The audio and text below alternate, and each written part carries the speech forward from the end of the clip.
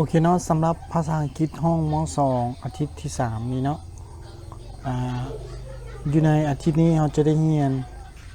ก็คือยูนิต 3 แล้วก็ lesson 2 บทเรียนที่ 2 เนาะ Willy One and her family อยู่ในหน้าที่ 33นะเนาะและอยู่ในวันอังคารนี้อาจารย์จะให้แต่ละคนจดเอาภาคที่ 3 บทที่ 2 อยู่ในหน้าที่ 33นี่เนาะข้อที่ 1จดเอามาเลยเด้อข้อที่ 1จดเอามาเลยคำศัพท์คือเก่าเด้อจดแล้วก็แปลภาษาลาวใส่ข้อที่ 2 read นี่ก็จดเอามาเลยเด้อจดเอามาเลยอันนี้ส่วนข้อ6ไวยากรณ์นี่จดเอามาเลยเนาะแล้วก็ไปข้อที่ 8 man read and complete ตัวนี้ก็จดเอามาเลยเด้อสำหรับวันอังคารเนาะเอามาเบิ่งในบทเรียนกันเลยอยู่ในหน้าที่ 33เนาะ lesson 2 Willy One and her family ข้อที่ 1 vocabulary ตัวนี้จดเอาเลยคำศัพท์ในเดือนนึงเนาะมี6คำศัพท์เนาะจดแล้วก็แปลภาษาลาวใส่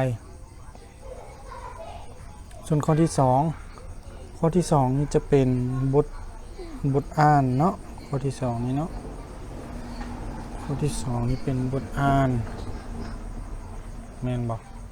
ข้อที่ 2 read when Willy One was young ตัวนี้เนาะตัวนี้จดเอามาเลยตัวนี้เป็นบทเรื่องเกี่ยวกับ when Willy One was young จดเอาเลยครับพากันลองแปลเบิ่งเนาะให้ให้เอ้ยลองแปลให้ฟังว่ามันแปลว่าอย่างเนาะใส่โทรศัพท์แปลก็ได้เนาะบทเรื่องตัวนี้หลังจากนั้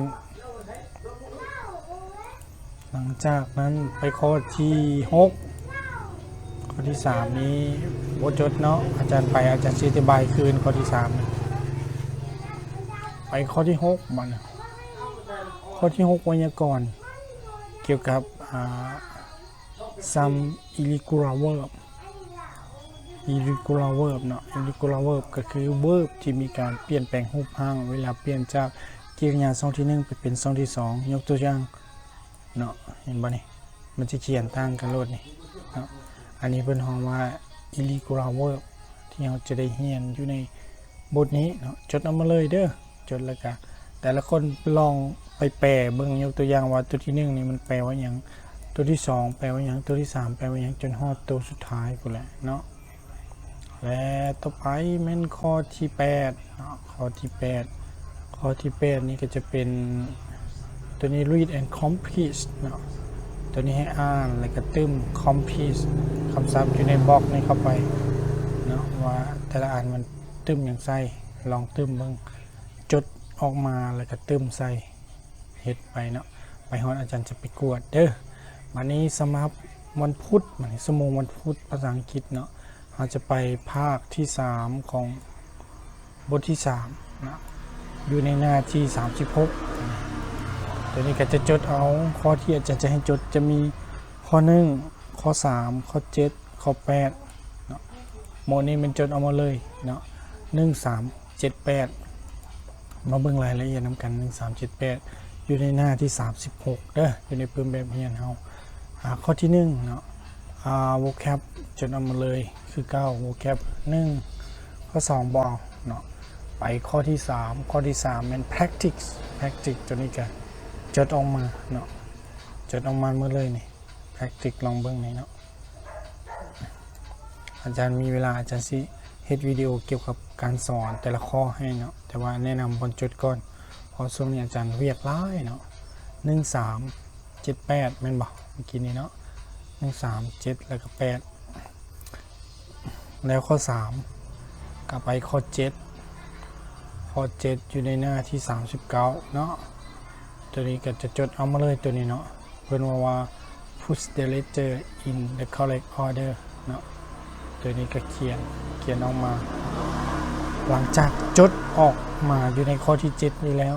ให้แต่ละคนลองสลับเบิ่งยกตัวอย่างคำว่า she เนาะกริยาทรงที่ 2มันจะเป็น shaw เห็นบ่จะเป็นตัวนี้เนาะ she shaw แต่ว่าตัวที่เขาจะให้มาเขาจะสลับบนอยู่ยกตัวอย่างว่ามีตัว A มีตัว H มี A มี W เนาะชอแต่ว่าเขาจะสลับว่า A H W สลับแบบนี้เนาะให้เราไปลองสลับคืนไปซอกเบื้องเนาะคือตัวอย่างว่าคำข้อที่2นี่คำกิริยา22มันไม่ยั้งแล้วมาเขียนใส่บันทึกโดยอิงใส่ตัวนี้แหละนี่มันจะมีอักษรเหล่านี้เนาะอยู่ในคำนั้นทุกๆคำลองเฮ็ดมึงเด้อ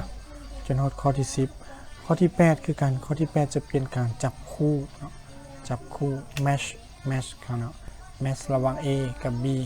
จับคู่กันจับในที่นี้บ่ต้องคีดเนาะเอาเลขมาใส่ยกตัวอย่างว่าA มันถือกับ number 7เห็นไหม